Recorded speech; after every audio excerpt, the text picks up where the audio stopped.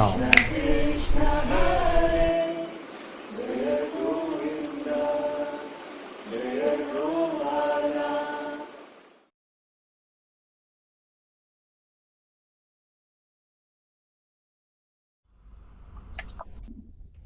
Am I visible?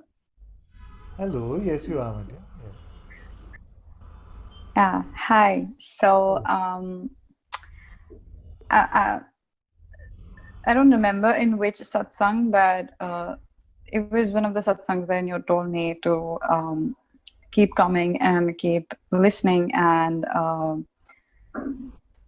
to not to look out to the theories as of now, because it was sitting on my conscious and it didn't let me focus on what really was to be focused on.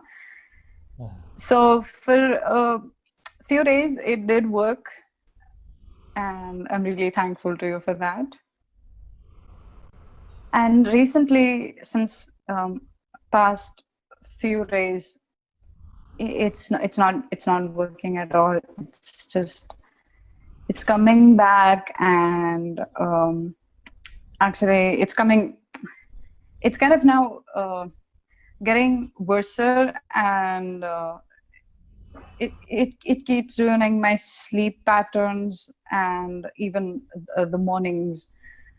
It constantly attacks, and there's nowhere to go or an escape, and I really don't know what to do. It just doesn't leave my head.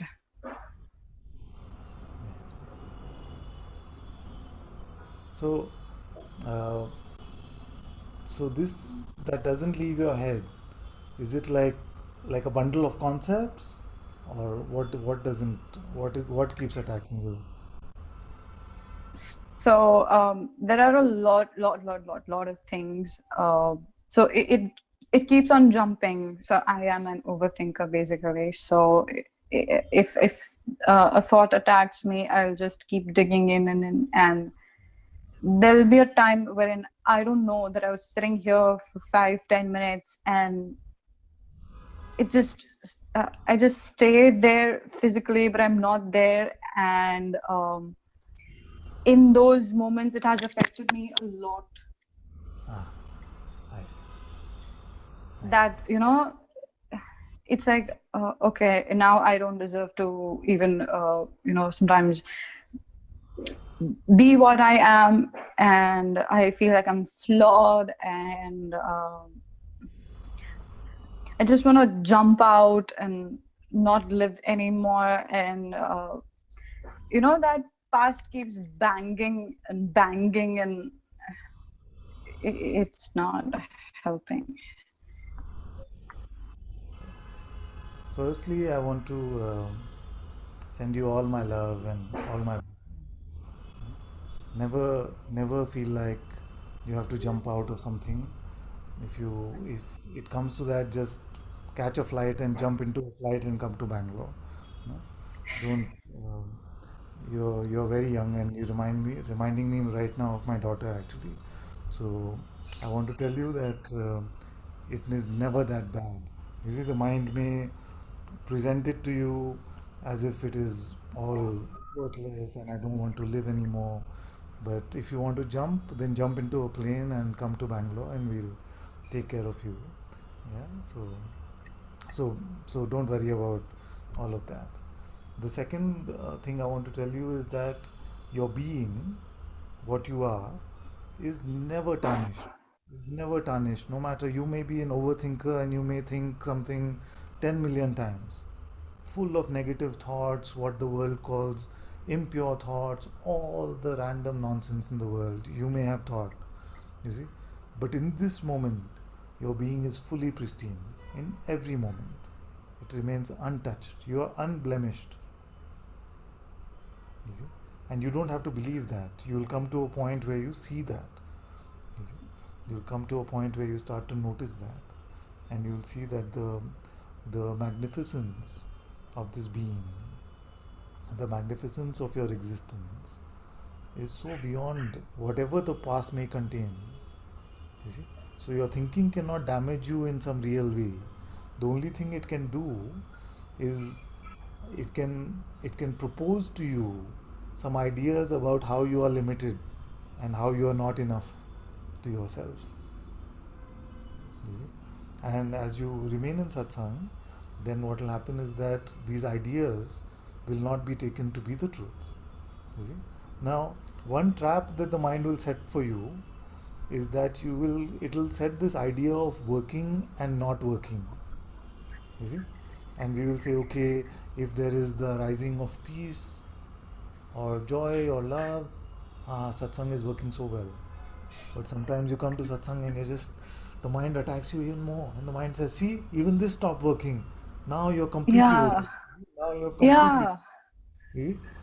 Don't buy into that idea. You see, there is no such thing as working or not working when it comes to satsang. Just being in satsang is enough for itself. You see, it is not. So what will happen is, and maybe this is a bit subtle, and we can talk more about this, but you start to love God or the truth for itself, not it because it makes you a certain way or something happens to you or even that you get peace. You see, it is not about getting something out of it. It is just because it is true. You see, often I say this: if you had to live a lie, you see, would you do it now, even if it was accompanied by peace and joy and love? You see, and many times you may actually say, okay, maybe, but there comes a point in your spiritual quest where you say, I just want the truth. I'm just tired of living a lie. You see, I'm just tired of living a lie. Now I don't care what it brings to me, but I just want it to be true. You see, I just want what is real.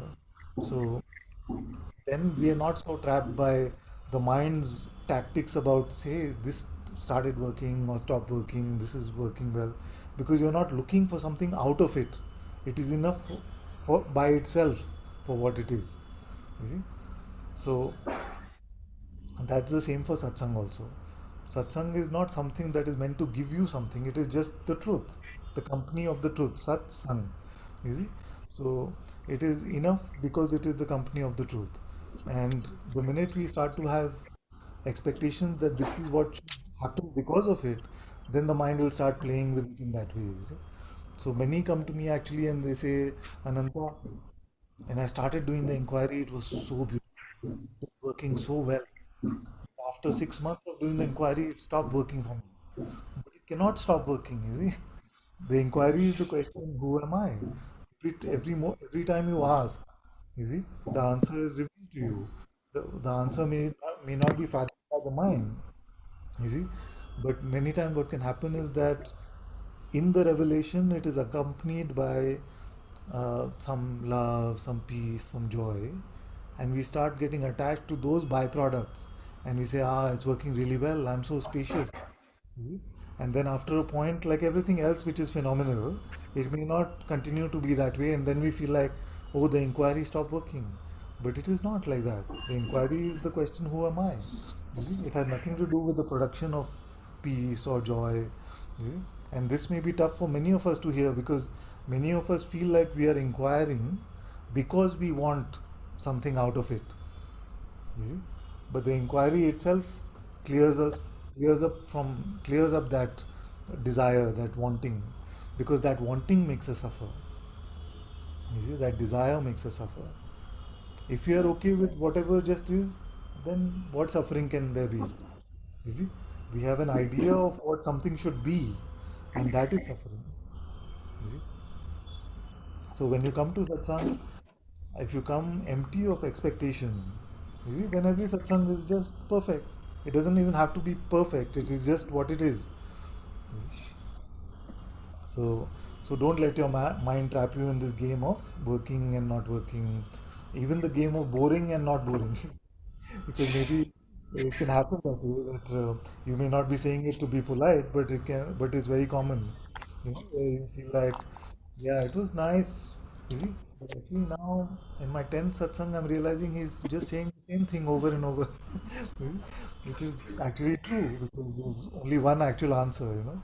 So I try to keep it as with as much variety as possible, but ultimately I'm just saying the same thing over and over again, and the mind will say, "But this is now super boring, you know. This is not fun anymore." So, so don't get into that trap of bored and not bored and working and not working. You see, just To just say the to say the truth, it did occur today that it's the same thing coming again and again. Like, but it's it is not helping me. yeah, yeah, and and the most important point is that I'm not actually here to help you. You see, you see, I'm not here to help you, uh, because the one that is asking for help is not the reality of you anyway. So, in a way, without sounding too strong, I'm here to get rid of you so that you can be the real you and not trouble yourself in this way. But the one that says, help me, you see, that one, nobody has ever found that one. Where is that one? You see, it doesn't actually exist. It's just the product of our narrative. It is like we've read the story so much we believe the character is real. You see, and we want that character to be helped. So this is just a production of our belief system. You see, so I'm here to free myself in a way. You see, ourself as one being from this limited idea of myself. You see, and that is the only contract we have. So you when we let go of this idea of being helped, you see, and we just come because it is true. Something in our heart knows it is true. You see, something in our heart knows it is true. That much is undeniable for most of you who can come for at least two or three satsang. No? So something is already recognized that something is true. So that much that the truth is being pointed to is undeniable in satsang. But the ideas of I need to be helped, this is the way I need to be helped. You see, if we actually knew any of that, then we would have helped ourselves by now. But we actually don't know. We only think we know. You see. So, That so itself causes another thinking cycle. don't. I rarely say this, okay, but to you, I'm saying this. Don't have this like aversion to thinking, you see, which means that what can happen then is that you create a block and you try to avoid thoughts to come, and then you fallen into another mind trap, which is a thought will just knock at your door and you'll go running. No, no, thought, you are coming. You see, it is not, freedom is not like that. You're not to be in a fearful state from thought. You see, in fact, welcome them and welcome them to leave. Just they can't stay. You see, let them come. Make your mind the freeway. You see, there's no parking. Maybe I told you this last. Maybe I told you this last time, but just let them come and go. But no running scared of thoughts.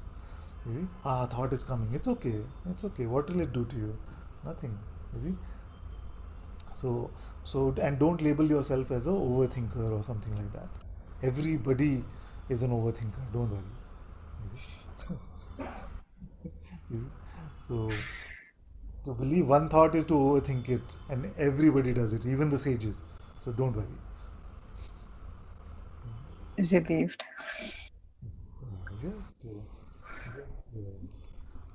Just allow yourself to unwind a bit, because sometimes the mind can set you up and wind you up so much it becomes everything becomes super serious.